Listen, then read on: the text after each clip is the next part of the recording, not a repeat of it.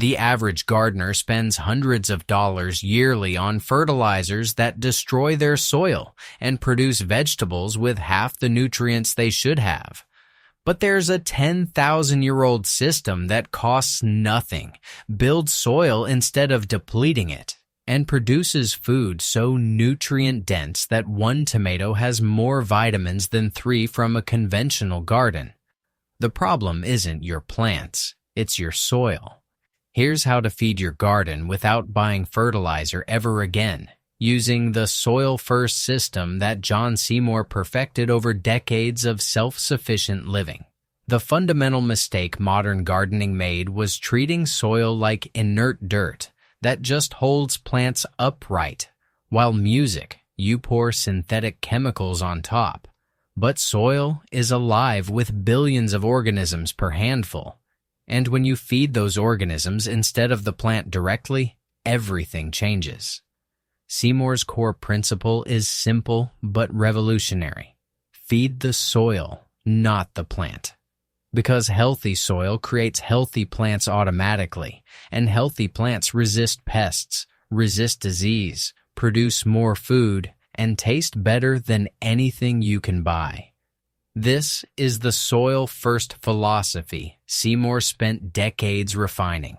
1 teaspoon of healthy soil contains more living organisms than there are people on Earth, including bacteria that break down organic matter, fungi that transport nutrients to roots, protozoa that regulate populations, nematodes that cycle nutrients, and earthworms that create channels for air and water while producing perfect fertilizer.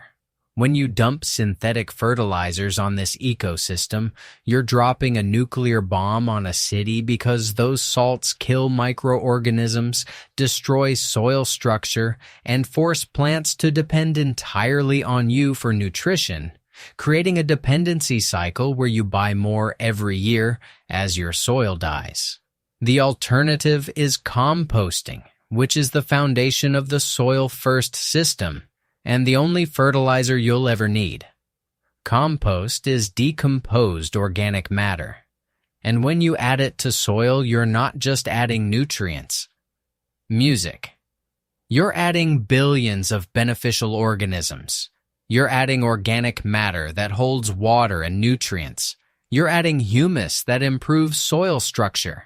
And you're creating a self-sustaining system that gets better every year instead of worse. Starting a compost pile is absurdly simple, and you can do it in any space, from a tiny apartment balcony to a suburban backyard.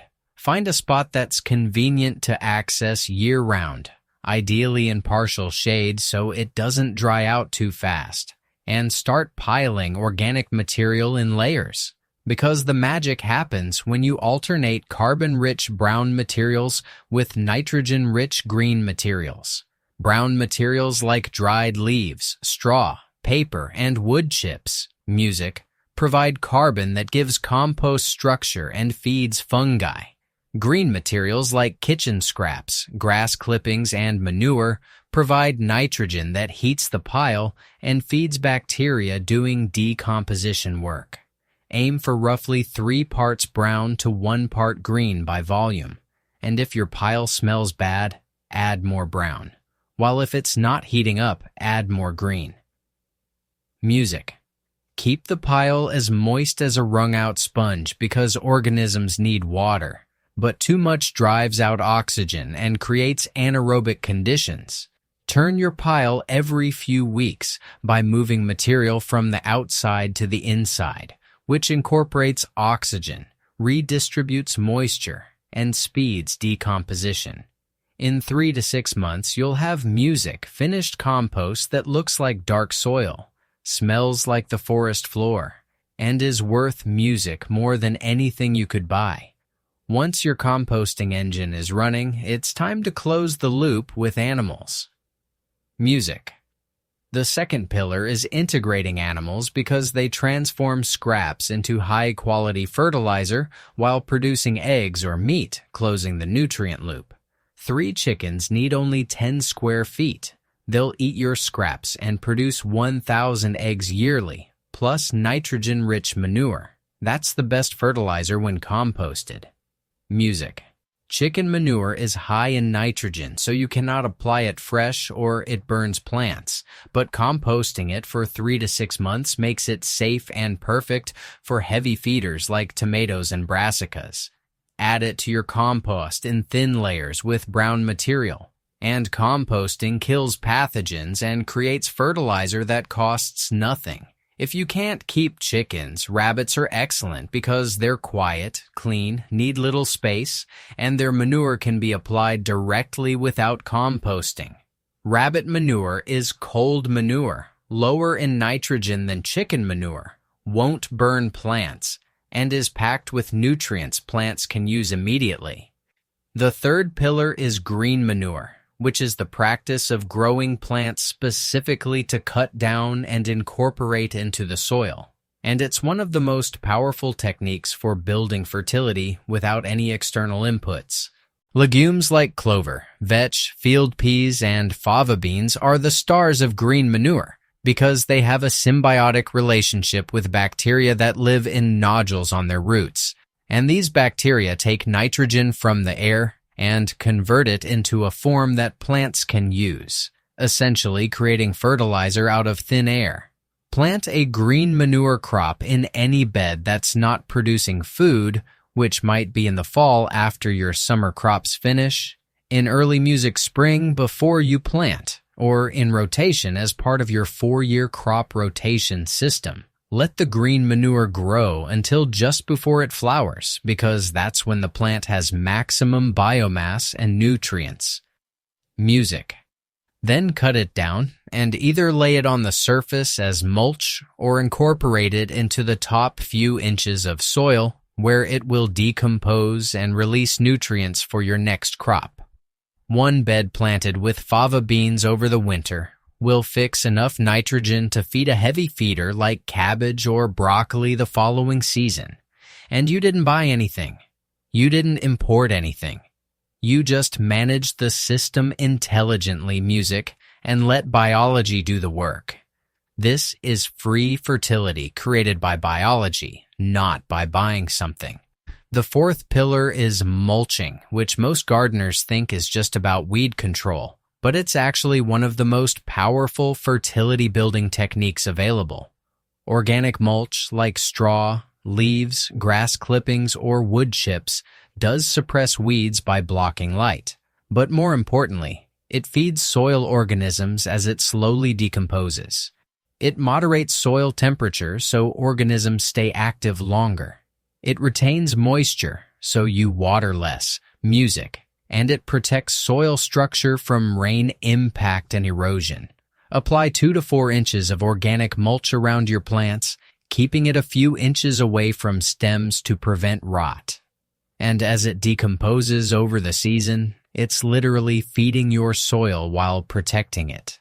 By the end of the season, that mulch layer will have shrunk as organisms consumed it and transformed it into humus.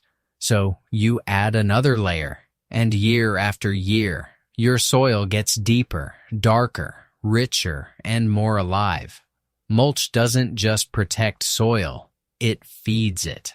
The fifth pillar is understanding nutrient cycling through crop rotation, music, because different plant families have different nutrient needs and different effects on soil. And when you rotate them intelligently, you're essentially letting plants fertilize each other. Music legumes fix nitrogen and leave soil richer than they found it. So they should be followed by heavy feeders like brassicas that need lots of nitrogen. Brassicas are followed by moderate feeders like tomatoes and peppers that need less nitrogen. Music. And those are followed by light feeders like roots and alliums that need minimal nitrogen. And then you're back to legumes to rebuild the nitrogen for the next cycle. This 4-year rotation means you're never depleting the soil because you're always balancing what you take with what you give. And you're doing it through intelligent management rather than purchased inputs. The final pillar is patience and observation. because the soil-first system doesn't give instant results like synthetic fertilizers do, but it gives permanent results that compound over time. Your first year, you're building the system, establishing compost piles, integrating animals if possible, starting to mulch. And your garden might not look that different from a conventional garden. Your second year, the soil is noticeably better, darker, easier to work, and your plants are healthier and more productive. By your third year, people will ask what your secret is because your tomatoes are huge, your soil is black, and you're growing more food in less space than they thought possible. By your fifth year, you have soil that's so alive and so rich that you can grow things that shouldn't even grow in your climate, and you haven't bought fertilizer once. You've just managed the system. Here's what this means in practice. Instead of spending $200 per year on fertilizers that kill your soil, you spend nothing, and your soil gets better every year. Instead of plants that are weak and pest-prone because they're force-fed synthetic nutrients, you have plants that are strong and resilient because they're drawing from a complete ecosystem.